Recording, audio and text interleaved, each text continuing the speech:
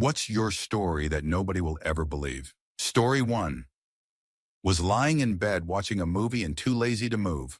Saw a small, harmless spider drop down from a thread on the ceiling, obviously heading for the far side of my bed. Even if it was not venomous, I did not want to share my bed with it, but also did not want to move. Not thinking it would actually do anything, I reached out my arm towards it, but still quite a few feet away, and started waving my fingers at it in annoyance. To my absolute surprise, it immediately stopped its descent and actually retracted back up its line while I was sitting there in surprise. Took me a couple of seconds to realize that my hand must have looked like the most giant freaking spider he had ever seen, standing on its back legs and waving the front 5 in a go away, or I will wreck you dance. Story 2, I was at a friend's off-grid cottage with our combined amount of 16 dogs. It is a 1,200-acre property with over 2 kilometers of basically off-roading to get to the cottage itself. With very poor cell reception, we were out for a romp in the woods to take out a problem beaver dam. It diverted a river from draining into the lake and flooding the road instead. So the dam is absolutely massive, like a good 20 feet drop on one side. So we finally get through enough that water started pouring through, and my friend realizes her key fob is missing. Cue massive panic. The other key fob is over a 3-hour drive away. One of her dogs that was up on the dam with us stuck his head into the moving water and pulled out the key fob. Had we not both witnessed it, we would never have believed each other, and trying to tell other people what happened with both of us able to tell the same story is still met with disbelief. Story 3. When I was 8 years old and my sister was 7, we both had the same dream and ended up sleepwalking together in the night out into the middle of the road. Let me give you some backstory. Earlier that day, we had new neighbors move into the house behind us. They had 2 daughters around our age that we quickly made friends with. Well, that night, my sister and I both dreamt we were running in a field full of sunflowers, picking them for our new friends. I felt so happy and carefree in the dream, and I could see my little sister running alongside me, also picking sunflowers. Well, when we woke up, my mom and our neighbors were there, telling us that we had both been sleepwalking around outside together, holding hands, and about to walk into the middle of the street when my neighbors, not the ones we had just met who had just got home, spotted us. The wife ran to grab us, while the husband ran inside his house to get his gun before going into our house to check on my mom. Because we had left the front door wide open, they thought there might have been a break-in. My mom is hard of hearing.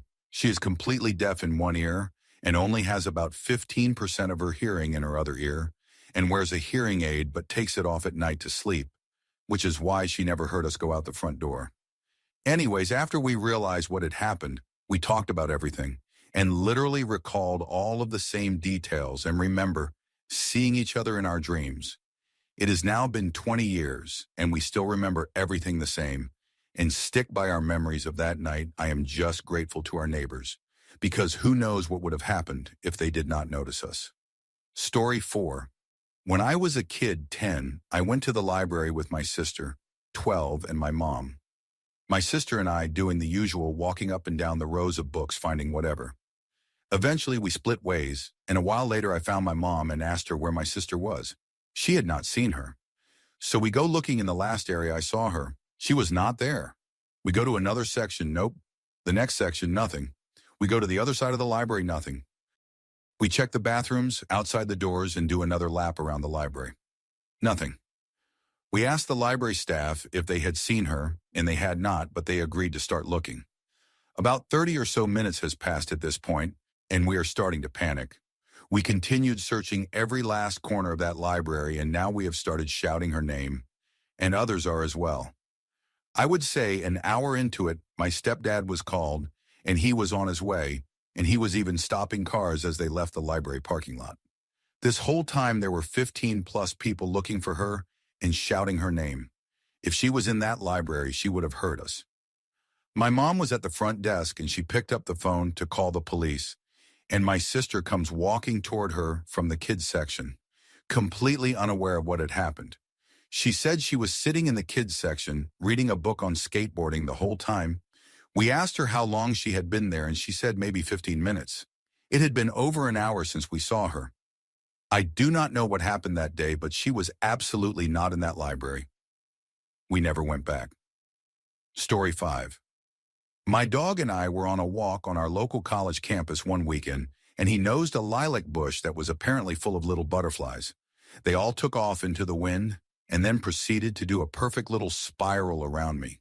I was so dumbfounded by them all that I was spinning in circles trying to see them all, which probably contributed to them doing a spiral. I was making air currents with my dress. But then it culminated with them landing on my head like a crown, presumably because of the sweat. Butterflies are weird like that. My dog, by this time, is sitting nearby waiting for me to get over it and keep walking, looking majestic as heck with his own little smattering of butterflies hovering around his face. It was wild enough on its own, but then I hear this shuffling and vague gasping sound, and I look in time to see that there was some guy walking by a ways away who had apparently tripped over his own feet from staring. From his perspective, it must have been surreal. I was wearing this fluffy, billowy red dress because I had just gotten back from church, and I always walked my dog barefoot to make sure I never took him on surfaces that were too hot during the warm weather. My dog was this enormous wolf-looking husky mix, and at the time I had longish hair, so for all he knows, he walks out of the library and sees a legit Disney princess in a cloud of butterflies with a giant wolf standing guard. It was the most ethereal and fancy I have ever felt, even without knowing there was a witness. I mean, a cloud of butterflies materialized from a lilac bush to form a living crown. It was breathtaking. Story 6. Back in my substance days, I was at a meth cook's house, and he had just finished a batch off a day or so before and was going to try it by slamming it. He did the plunge, and about 3 seconds went by, and I hear screaming coming from the cookroom. I stand up and go to the room, and he is grabbing his arms and face yelling loud. He stands up and knocks a burner over and spills some kind of liquid all over it, and it just basically explodes half the room. He moved out of the way just enough to not get fully engulfed in the flames and only caught his pants area on fire. So I am helping him move to the bathroom while 2 other guys are putting out the fire. Since he was a cook, he actually had multiple fire extinguishers in his cookroom, and they are getting it surprisingly well. I get him in the shower and I am running water all over him, and he keeps saying he is on fire. All I can see is little bits of blood from his eyes, nose, and palms of his hands. His leg was kind of burnt, but nothing crazy. He is screaming about being on fire still, and I cannot figure out what is up. Hospital time. Turns out he cut his meth all badly, and it had lots of lye in his mix. It was seeping out his pores, eyes, nose, mouth, everywhere. He was in the hospital for almost a month, went to jail for a little over a year. Fire department still came for the fire and saw everything and got completely sober after that. He works as an off-the-books help for a caretaker at local park now. Story 7. My friend and I were just sitting outside a 7-Eleven with some 40s and a packed hash pipe on St. Patrick's Day back in like 2009 or 2008. We were pretty loaded when this Ford Explorer came tearing around the corner like a bat out of hell. He sideswiped a whole row of parked cars, which tore his bumper and a bunch of other stuff off his car. The dude stumbled out of his car, picked up as much of his broken car as he could and stuck it in the back, got back in his car and took off. We were standing there, totally blown away, when less than a minute later a cop came tearing around the same corner. He asked us if we saw what happened. We said yes, and he asked us to come with him to identify the guy. So we grabbed our 40s and the hash pipe and hopped in the back of the cruiser. I asked the cop if I could smoke a cigarette, and he said I could. So then I told him that because of my medical marijuana card, I could smoke cannabis anywhere I could smoke a cigarette, and he just cracked the windows a bit as we hauled absolute ass down the main boulevard, roasting hash and chugging 40s the whole way. The Explorer was pulled over a couple miles away. The cop pulled over and we all got out. Still smoking the hash, we give our statements between puffs and swigs. They confirmed the story since the guy had his bumper in the back, like we explained, and the paint transfer and everything matched the story. The cop dropped us back off at 7-Eleven, at which point we had to buy some more beer and pack another hash bowl. That was a crazy night. Story 8. Tina Fey visits the town I live in every few years because her husband's family lives here. Just a tiny town in Ohio. I was in high school when I learned this because a few classmates worked at Dairy Queen, and she would come in almost every day during their visit. I mentioned this to my best friend, and best friend tells me that her grandmother is actually close friends with Tina Fey's in-laws. Another one is something that happened to one of my teachers in high school. This happened in the mid-2000s. This teacher has an elective class to study song lyrics since he is really into music. Usually 10 students at most take this class every semester. They were analyzing lyrics from a John Mellencamp song, cannot remember which since I heard this story 11 years ago, and ended up writing John a letter saying how they really enjoyed the lyrics. A great surprise to the teacher in class was when John contacted the school. He was doing a show in a nearby city and came in the day before the concert and visited the teacher and students. He gave them tickets to his show for the following day, and they gave him a shirt with the school name and mascot on it. John wore the shirt during the entire concert. Story 9, I work for an airline, and like all other passengers, we are not allowed to bring raw meat into the country. If you get caught smuggling, it is an official warning, plus a note in your dossier. Second time means losing your job. One time I flew back from Brazil carrying this beautiful 1.5 kilo picanha and 1.5 kilo alcatra beef for a nice barbecue. When we arrived at the airport, customs were waiting for us at the crew checkpoint. I was not the only one carrying beef. I stuffed the beef in my carry-on suitcase, and the co-pilot had his beef in his flight bag. The co-pilot walked up to the customs officer, and the officer asked, "Do you have anything to declare?" Stone cold, the co-pilot told him no. "Please put your suitcase in the X-ray, sir." The co-pilot put his suitcase in the X-ray but held on to his flight bag. He walked around the machine and picked up his suitcase, thanked the officer, and walked on. He did not get caught because he did not put his flight bag in the machine. My turn. Where do you come from, and do you have anything to declare, sir? I arrived from Sao Paulo and have nothing to declare. Okay, please put your luggage in the machine. At this point, I thought that I could get away with it. The co-pilot did not have to put his flight bag in the machine, so I would not have to put my carry-on in either, I thought. I put my suitcase in the machine and started to walk around the machine. Sir, did your carry-on come from another destination? No. Then put it in the machine as well. I knew I was done right then.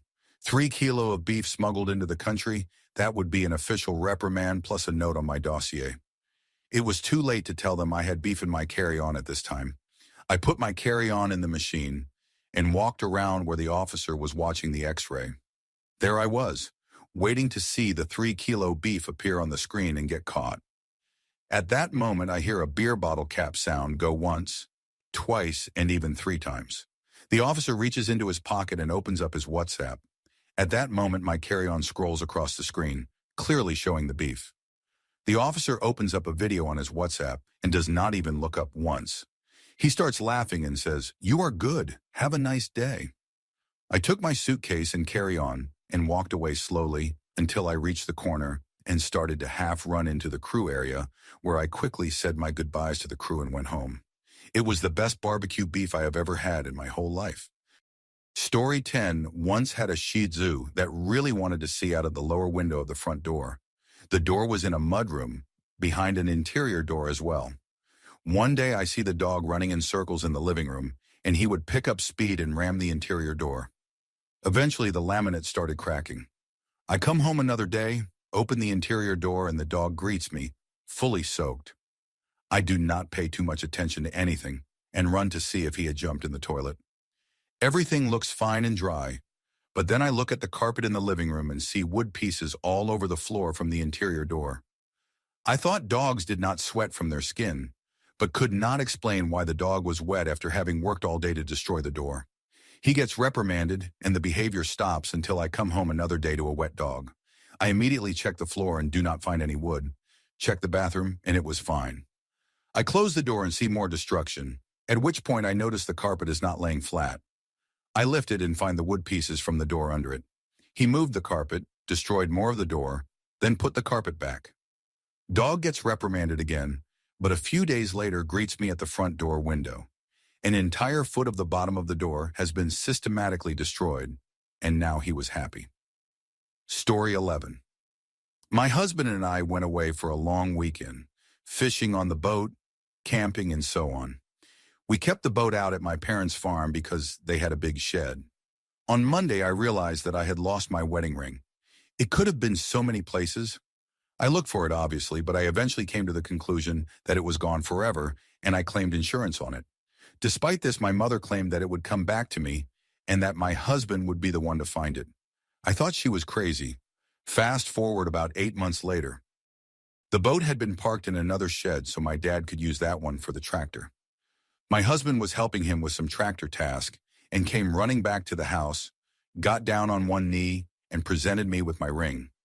Turns out I had lost it cleaning the boat and it had fallen into the mud where no one would ever find it. But then when the mud dried out and the tractor drove over it countless times, it reappeared on the very day that my husband was there to find it, just as my mother had predicted. Story 12. I once snuck out in high school and had those doors that set off alarms if they are opened when set that way and so on. So I had to sneak out of the basement window, which was an old-school crank open window requiring removal of the screen, and for the window to stay open the entire time I was out so that I could close it from the inside when I got home. I successfully sneak out of the house and get to my getaway car when I realized I did not have my wallet, essential, and had me turning around to do a quick in and out of the house I just snuck out of 5 minutes previously. As soon as I am walking around the back of my house by my basement, the upstairs living room light turns on, and I hear my parents moving around. Panicked, I rush back inside, get the window closed, screen hidden, and snuck up the back staircase to my bedroom. My bed was obviously ruffled and the light on, so I pretended to be asleep in my closet, hoping they had not looked there, and I could get away with it. Long story short, I did not. It just so happens that a stray dog found our singular open window in our house in the suburbs and went upstairs and chose my parents to jump into bed with. So essentially, I would have gotten away with it if it were not for that meddling dog. Story 13. I have a few stories, but this one gets the most eye rolls due to its religious nature. I was kayaking with my mom, a couple of siblings, and a family friend who is a Catholic priest. Father got caught in a fallen tree in a particularly swift part of the river and capsized. After he popped back up, he quickly exclaimed that he lost his glasses. We all got out of our kayaks and started searching. It was not a good idea because of the current, but he was nearly blind without his glasses. We searched for a solid 15 to 20 minutes with no success. We all figured that the glasses were hundreds of feet downriver by then, lost to us for good. Father sighs and said that before giving up, we should ask for St. Anthony's help, as he is the patron saint of lost things. We stood no more than 20 feet downriver of where Father capsized and prayed for St. Anthony's intercession. When we said amen, Mom got this shocked look on her face. She bent under the water and picked up the glasses. She said she felt them tap against her foot when we ended our prayer. Folks rarely believe me when I tell this one, confidently telling me that my mom had had the glasses the whole time. She did not. Believe me, she wanted out of that cold Michigan river as much as the rest of us did. There was no reason for her to hold on to them. Story 14. Once as a child, I was riding bikes with a couple friends, and we stopped at one of their houses for a pit stop. It was at the bottom of a hill, and I was the second one to reach the bottom. I was going quite a bit too fast, and in my haste I slammed on my front brake. I seem to have very good reaction times despite being somewhat clumsy sometimes, so I very often find myself saving things from disaster. This was one of those times. Somehow going completely on autopilot as my bike flipped forward at high speed from slamming on my front brake, I jumped off my bike, caught the handlebars, and both me and the bike landed upright like I was doing some kind of stunt. At least one of my friends witnessed it, but it happened so fast they were not quite sure what they saw. And I have not talked to either of them in years, so I would not know if they remembered it to confirm or not. But I swear, I have hidden talents. Bonus, I figured out how to fix Joy-Con drift, possibly permanently and without replacing the stick. But that one I can prove. Everyone I have told this to has believed me, but none of them have particularly cared. Oh well. Story 15. I was driving home one day in my 1991 Ford Bronco I owned at the time. It was 2016, so it was an old truck. One day I broke down and managed to coast to the side of the road. I was just starting my career as a mechanic then, at the age of 21. So as I am looking under the hood to see if anything obvious was wrong, an older gentleman came up to me and asked me if everything was all right. I told him, yes, I am okay, just broke down is all. He said, I see, I just thought I would check. This is my house. You are in front of. He told me he was a retired Ford mechanic and had fond memories working on these Broncos. He mentioned it is likely the ignition control module as these often go bad on these trucks.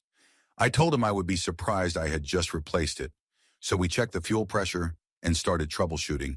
And he said, man, it really seems like it is the ignition control module. Hold on. He disappeared for about 10 to 15 minutes and comes back with an ignition control module in his hand. I could not believe it. We put it in and she started right up. I was dumbfounded.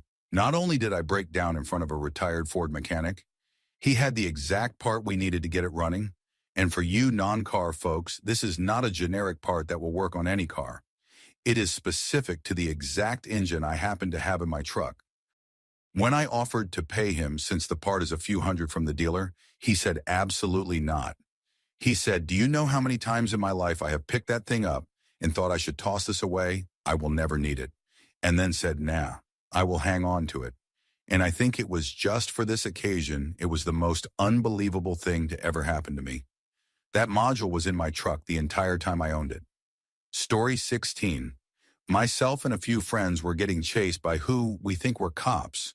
Were wearing plain clothes and did not see them come from a police car, but they yelled police late at night after knock and running on multiple houses in the same street.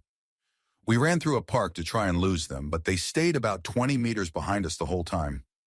We ran through a gap of houses onto a street and turned down it.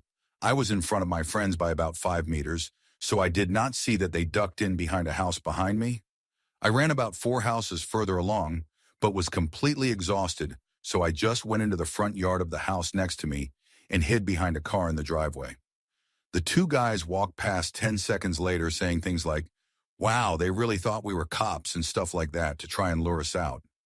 They walked to the end of the dead-end street and turned around and walked past me as a police car came around the corner with a torch out the window. The guys then jumped into the yard next to me and laid on the ground hiding behind a bush, and I could see them clearly. The cop car did a lap of the street slowly, then drove away. I then foolishly jumped up after 10 seconds and went, wow, you guys tricked us. Basically believing their story that they were just messing with us, even though looking back, I wonder how did that cop car know to search that exact street at the exact time. Anyway, I looked in the yard next to mine, and they were gone. I was talking loudly as well, so if they were nearby hiding, they would come out and bust me. But they were nowhere to be seen. I had 100% seen them hiding next to me, and they did not jump into the cop car because I heard no doors open or close, and the car never went under 10 kilometers per hour when going down the street. They did not run behind the house they hid in front of because I was positioned behind them and would easily see if they got up and walked past me, and they did not run into the street because they would have definitely been seen by the car and myself. I looked around that street for 5 minutes, but my friends had already jumped the back fence of the house they were behind and assumed I had done the same, and I did not even know specifically what house they were behind. Then 5 minutes later, I hear people talking from pretty far away. I am standing next to a house, so I am covered by darkness, but it is the 2 guys who chased us walking down the street where the cop car came from, about 150 meters away. I am sitting there amazed because before that, I assumed they must have magically snuck behind the house they were in front of, which would have led right back to the park where they first appeared and started chasing us from. But this was the complete opposite direction, so it would not make sense to go that far. Only to walk back to where you came from on the exact same path just 5 minutes later. They walked past me as I was hiding, just talking and laughing, but not saying anything about what just happened. I explained to my friends later how they just vanished from the yard next to me and appeared 5 minutes later with no explanation possible, and they just said, wow, that is crazy. But I know it is just because they do not want to be rude and say I am crazy. Story 17. Probably late here, but I have a few. I have always been surrounded by famous people of my country. One of the famous sports person lives in my street. They have a very lovely dog, and they are very kind. Also, a guy on the same street has the same name as our president. I never saw him, but their house looks pretty expensive and they have security cameras everywhere, so who knows? My mom is good friends with a famous skier because when his wife was giving birth, they were in the same room with my mom who was giving birth to me. My dad's high school friends formed a band that is pretty well known in the country. I see them a couple of times a year when they go out drinking with my dad. Also, my dad knows a lot of other famous people because he is a plumber and he has a lot of contacts. I remember when I was little I drew a lot and my dad was proud of me, so he always showed these famous politicians and sportsmen my drawings. Huge confidence boost though. Also around 2 years ago, we formed a band, I Am the Bassist, and on New Year's Eve we wanted to make our first gig. We invited two good friends, but like 8 other people came, mostly our moms and dads. But there was a guy we did not know.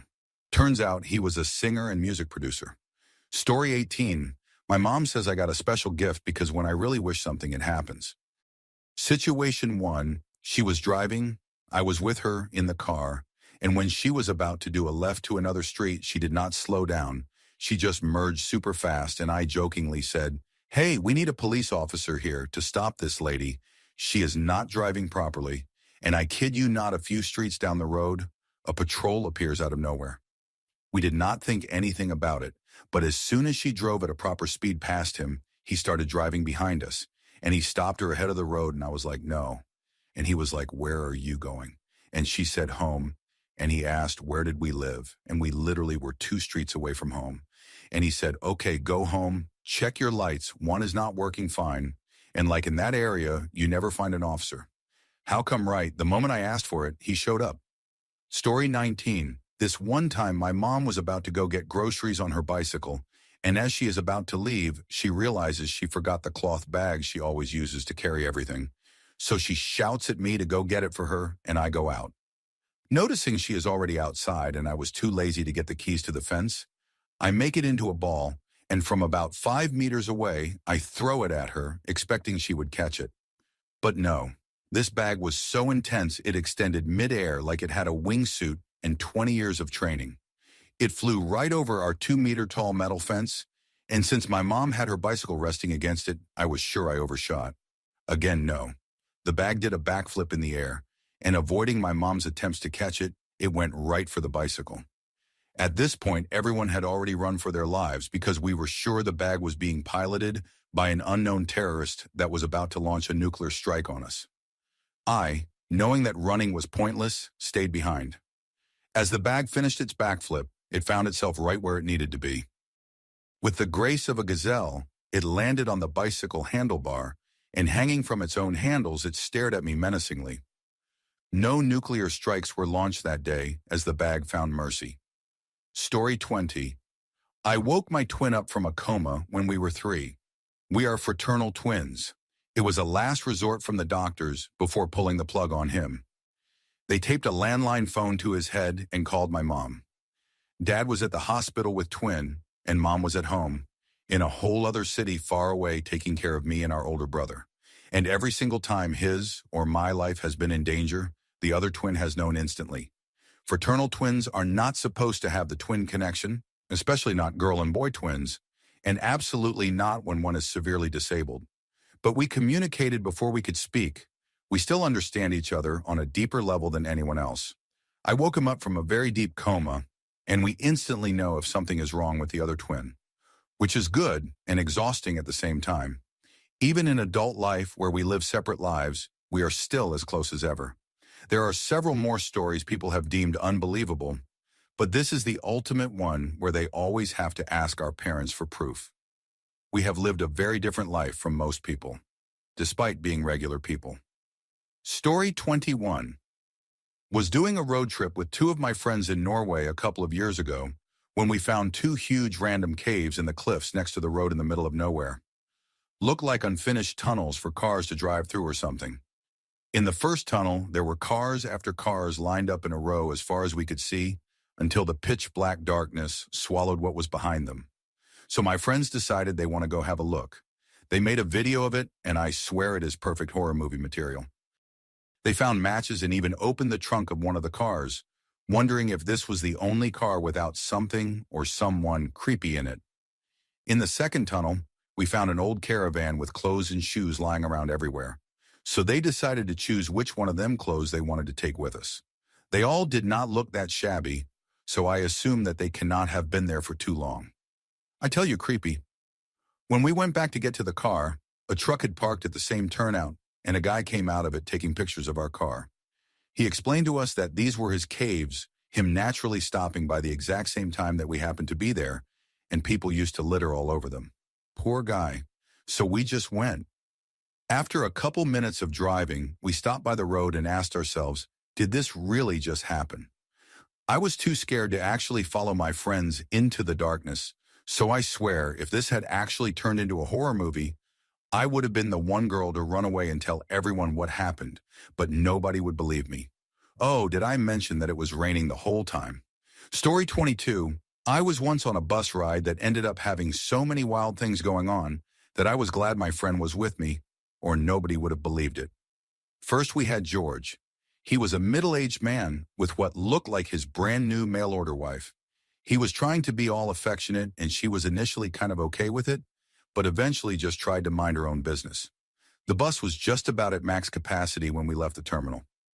First stop had a few people get on and fill the remaining seats, including super drunk dude who was about 3 rows in front of us. Second stop had a small group of girls get on who must have been out celebrating one of their birthdays. They clearly had a few drinks in them but were not as gone as super drunk dude. They are forced to stand as all seats are taken. Eventually, one girl asked George if it would be okay if she sat or leaned on the armrest of his seat.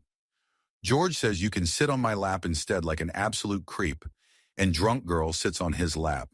Then there is a woman at the front of the bus who starts screaming, "Oh my God, that is disgusting. Are you serious? And you are not even going to say anything at super drunk dude who had just had some kind of vomit or burp or cough thing and spattered bit of puke in a forward angle so that it hit the woman diagonally across from him. There were bits on her arm, in her hair, and on her book. She stormed off at the next stop. George starts having a pretty flirty conversation with this drunk girl in his lap.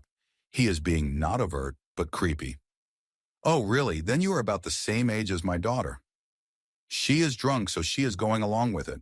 A few stops later, drunk girls and super drunk dude get off the bus.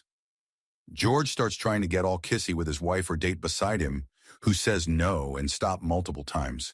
A guy behind us pipes up with, "She said no, buddy, leave her alone," to which George starts cussing at him. Things settle down a bit, but it is still tense. Bus reaches next stop and George and his date are about to leave. Now all the women on the bus are standing up and saying not to go with him because he clearly did not stop when she told him to. More shouting, George tries to square up to a guy half his age and built like a brick wall. A fight nearly starts and George ends up getting shoved and falling into my friend's lap. He had the aisle seat. My friend just puts his arm up across George like a belt so he cannot get up.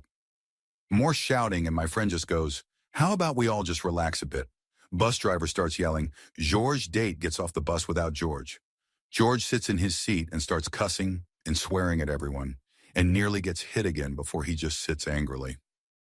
20 minutes later, he pipes up in a much more reasonable tone with, "I appreciate what you guys did without knowing any context. I would hope that if my daughter was in a situation like this, that there would be people like you to stand up and try to keep her safe." To which a bunch of others tried starting up with, "Oh, you cannot just change your mind," and so on. But we reminded them that things have had time to cool off and he could look at the scenario differently. He got off at the following stop and we spent the next 10 minutes just shocked at the story we would have to tell. Story 23. This is weird, but my friend's big sister tried to drown me when I was about 10. Me, my friend, and her sister were swimming in a big lake with their mom watching us. There were about 8 to 10 other people swimming too. I was playing with my friend, and her sister just comes up to me and literally for no reason takes a hold on my head and pushes me underwater.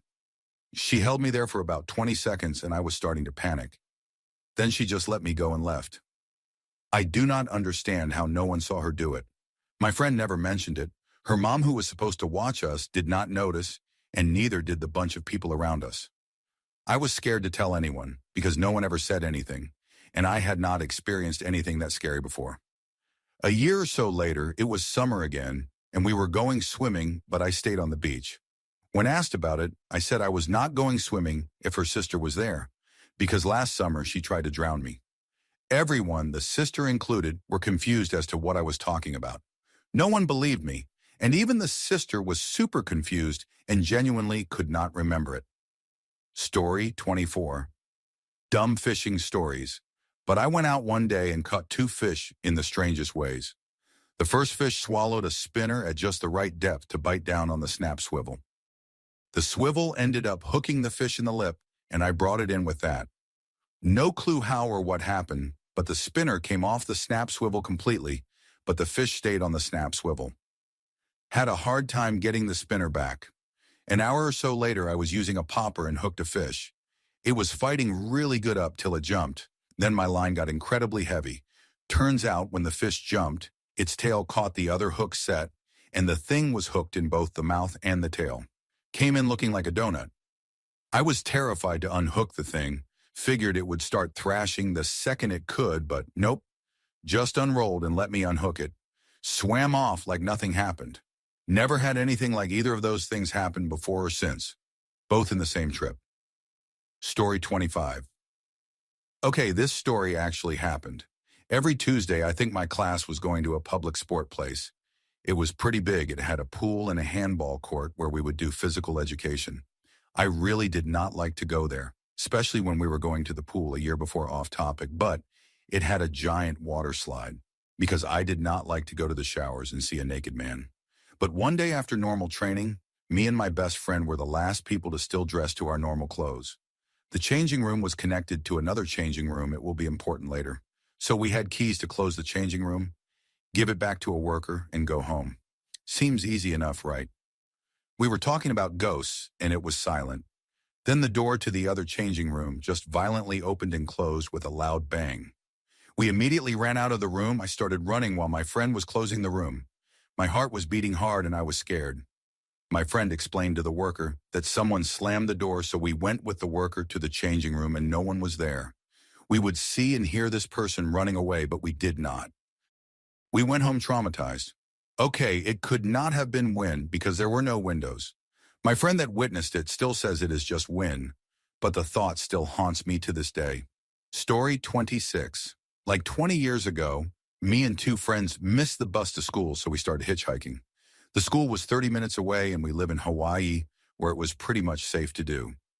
This crazy guy, obviously on substances, is driving in the opposite direction, so he pulls over across the road to ask us where we are going.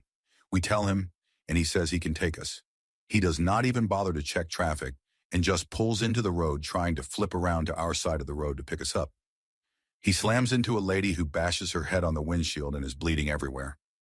Dude was not wearing a seatbelt and goes flying out of the car like a rag doll. The substances must have been crazy good because he hops up, gets back into the car with one wheel nearly sideways. Gas tank leaking out while we scream he is going to blow himself up and manages to get the car off the road. Then he reaches into the back seat, pulls out a brown paper bag, takes out a bento Hawaiian-style quick lunch box and starts eating. Police come, we tell them what happened, then another friend on her way to school sees us and picks us up, and we spend the rest of the day telling the entire high school what happened that morning. Story 27. My whole life story. I was born to an abusive father and narcissistic mother. My father abandoned us, and my mother remarried. My first memories are of my stepbrother's funeral after he drowned in a neighbor's pool. I was adopted by my stepfather. I have survived 3 house fires. As an adult, one of my roommates caught the other using my computer to download child content, and after the offending roommate was caught, he went to the police and said he just found it. The ensuing legal battle took over a year and cost me my career, and my partner at the time. Even after I was exonerated, I was still treated with a massive stigma and forced to move back in with my parents. The guy who actually did it was never investigated because he had family members in the local government and police forces, so it was all ultimately swept under the rug. I have been stalked twice in my life by different people. Met a woman online that would end up becoming my wife, and I moved 3,500 miles from home to make it work, and we now have a 2-year-old of our own. Only to find out less than 3 years after moving to a new continent, my dad was diagnosed with leukemia and stage 4 bone cancer. My narcissistic mother has spent the last few months he has been in treatment complaining about how it affects her trips. Story 28. My wife and I drove through a rainbow in Oregon about 6 years ago. I know. As I understand the science, that does not happen, except that it did. And before anyone suggests it, yes, we were in Oregon, but no, there were no substances involved. We were on the freeway with several other cars just after it rained. In the middle distance, there was a rainbow. It appeared to be getting closer, not in any way that seemed abnormal per se, but it was noticeable. A few seconds later, after we got even closer, the outline of the bow started to disappear. Suddenly, and only for a second, we noticed subtle hues of the color spectrum right in front of the car and stretched across the highway. My wife and I looked at each other like, what? That did not just happen, right? We were really excited and equally confused, even texting a friend about it. However, a few minutes later, we sort of forgot it happened and distracted ourselves with the drive. Fast forward a couple of days to telling some friends about it. They were adamant about the fact that what we thought we saw was physically impossible, even explaining why the science does not allow you to drive through or even get near a rainbow. But again, it happened to us. I did question whether or not we just got fooled by our senses, and instead of driving through a rainbow, we just witnessed some rare optical illusion caused by the angle of the sun and our wet windshields and so on, but I still could not shake the feeling that we were right. Story 29. Really lame, but this is my story. Back in college, I worked as a resident assistant. We kept some petty cash at the front desk with which to make change for residents and buy incidentals for the office. I worked the front desk until midnight one night and then at 8 in the morning the next day.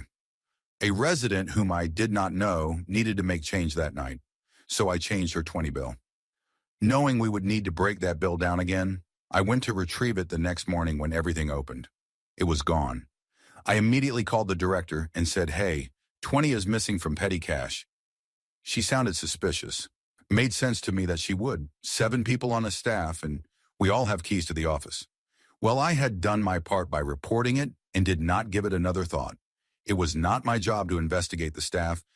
Suddenly, a couple weeks later, our staff is called in for a meeting with the head of campus housing. He gave a vague and general speech about how the college stands for honesty and integrity before bringing up the theft. Everyone on the staff turned to look at me as I realized he was not addressing all of us. He was speaking directly to me.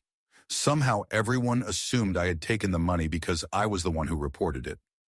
They then all took turns providing evidence that I was guilty because she needs it more than we do.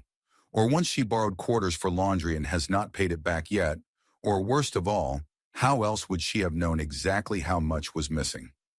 I was shocked, hurt, and no matter what I said or did, they did not believe me.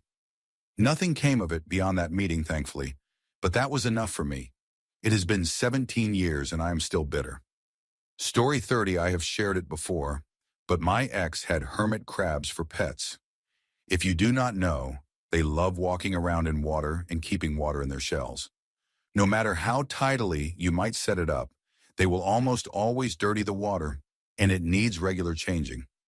One morning I noticed one of the hermit crabs has climbed to the top of the tallest piece of decor in the tank, facing us in the apartment, waving one claw back and forth. I had never seen this kind of behavior before, so I watched for a bit as they just kept waving the claw back and forth. Eventually I get closer to see what is up, do not really notice anything above the crab that might have caught its interest, but did notice that the water was dirty. I just replaced the water, so one of them probably was waiting for a fresh dip.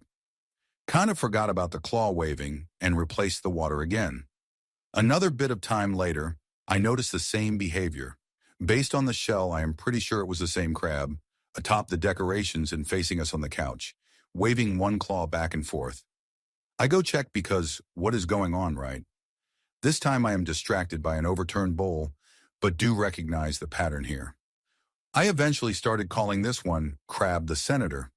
Every now and then, they would climb up and do their little wave at us, and we would find something amiss in the tank. It was handy because no matter how diligent you are, there is always a chance a pet is going to make a mess. The senator was on top of signaling to us as soon as something was up. I also like to think about how weird it might have been for that crab. Just stress dancing your cares away, and this hand swoops in to fix things. Story 31. Many years ago, two of my friends and I were hanging out at the mall trying to figure out a way to get a ride a few towns over to buy stuff. A kid a few years younger than we were, who followed us around and hung out with us, chimes in and says I can get my grandmother to take us. At first, this obviously sounded like a terrible idea. Get this kid's grandmother to drive us to the part of a town where one can easily buy from someone hanging out in front of a house. But the idea also sounded so funny I had to encourage it. So I lead the charge and said, sure, give her a call. So he uses the payphone and calls her up and asks if she can bring us to pick up a friend a few towns over. A few minutes later, this old woman, probably in her 70s, pulls up in front of the mall in this early 1980s import station wagon. The four of us pile in and off we go. The kid up front with grandma, the three of us crammed in the back seat. My friend starts giving directions. Along the way, the kid up front is telling grandma this story about how our friend just flew back into town and needed a ride to the mall. The whole trip, we are trying hard not to laugh at how insane this situation seemed.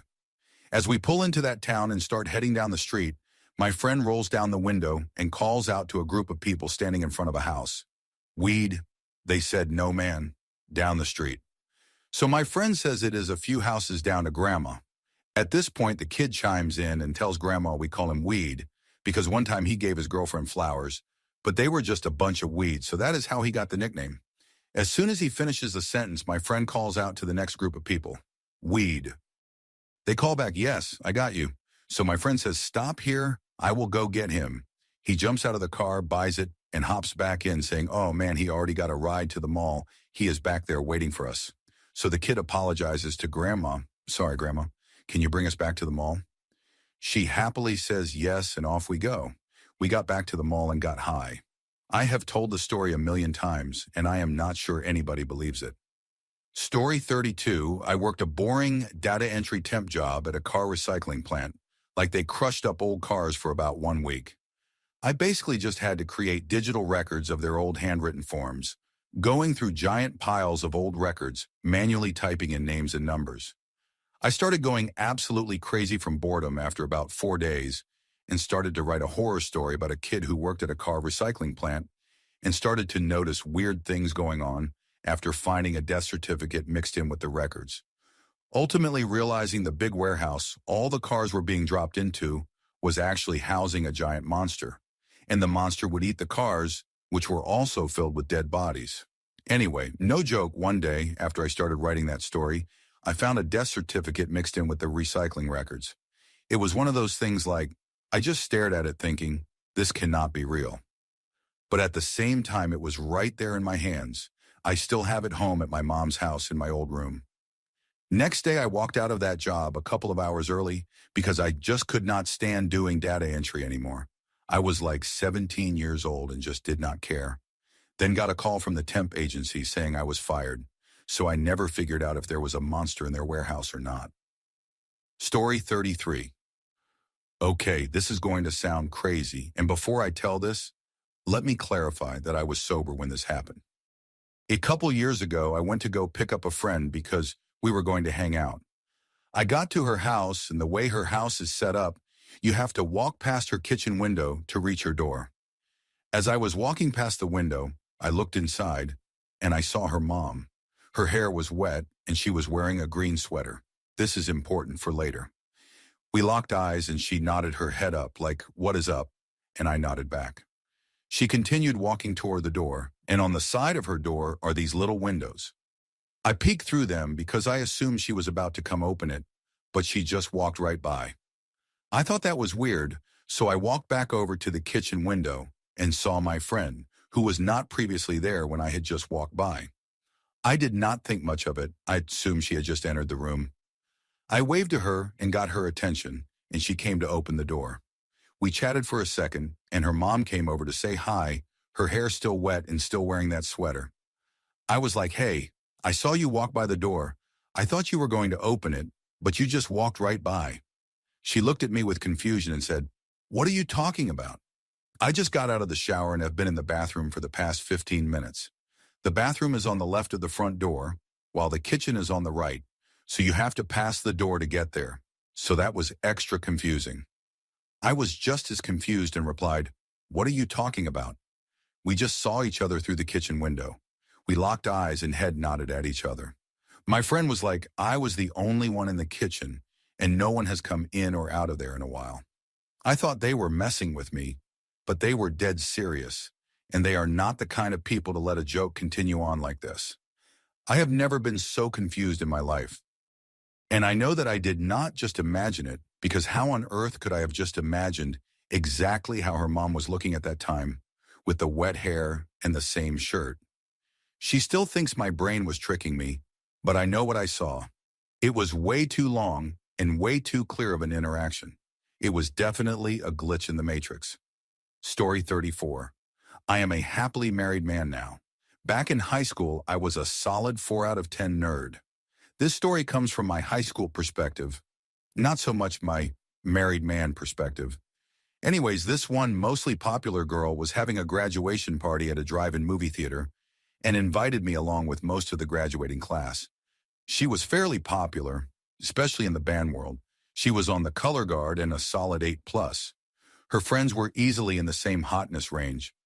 I barely knew this girl, but we had calculus together, and I had been invited to like 3 graduation parties total, so I went. Only like 5 people showed up. It was kind of crazy because she was way more popular than that.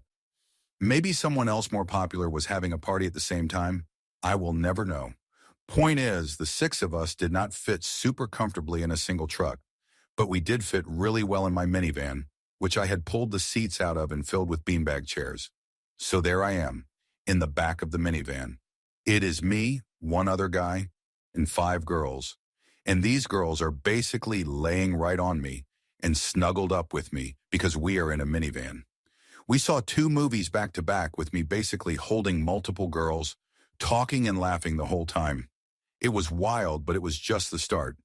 This party somehow evolves into the popular girl, we will call her Angie, inviting everyone back to her place.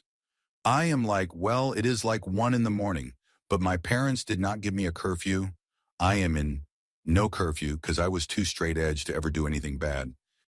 I once got busted by the cops for being out at 2 in the morning, writing nice messages in chalk in the park.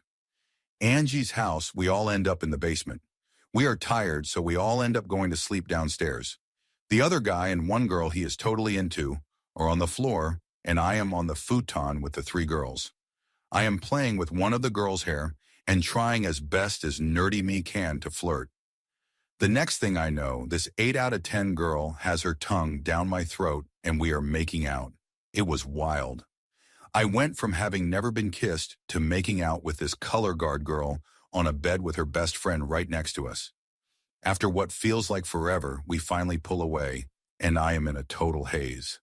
I just had my first kiss, and then it hits me. Angie is literally on the other side of me right now. What do? So I sheepishly roll over to see how she is reacting to me making out with her best friend. And she is just all smiles. Like, nice work. And I am like, what? She is not mad. And then we start making out. And Angie is way more intense than her best friend. She has got her tongue down my throat. She is putting my hands on her chest over the clothes, but I still pulled my hands away like right away. Because I was a good kid, she is way into it. So we finish making out and I am just laying on my back in total bliss. Not only did I have my first kiss, but I also had my second kiss. And it is with these 2 hot girls I barely knew. The dust settles, my mind clears, and I realize what is going on. Earlier in the night, I had admitted to having never been kissed. These scheming women had decided to help me out, and I am at like 2 for 3. So I mentioned that I should probably get heading home. It was 3 in the morning at this point, and girl number 3 offers to walk me to my car. At my car, she looks me in the eyes and asks if I am going to kiss her. So we kiss. Number 3 was the weakest kiss of them all, but still. Story 35. I woke up one morning in the summer, got up and went to the bathroom, came back and was going to get back into bed. But when I pushed the sheets back, a bumblebee was wrapped up in my sheets, exactly where I had been laying only minutes before. He had not flown there while I was going to the bathroom. Rooms are attached with no door. I would have heard him buzzing around. So movie me, I slept with a bumble. He was very carefully removed and released. Alternatively, about 4 months ago, bought a new bed, had it delivered. Was super excited as my old bed was all springs and much overdue for an upgrade. So I popped a Benadryl, prepared to sleep for the next 15 hours or so. 2 o'clock in the morning, I hear what sounds like a giant boot stepping on a leaf. Wakes me out of a dead sleep. I roll over and turn on the little lamp next to my bed and look down at the ground. And right there, staring right back at me, is a frog, roughly the size of a computer mouse, fairly good-sized. Now again, I am on an allergy pill, so I grab my phone and make a video because I am like, this cannot be happening.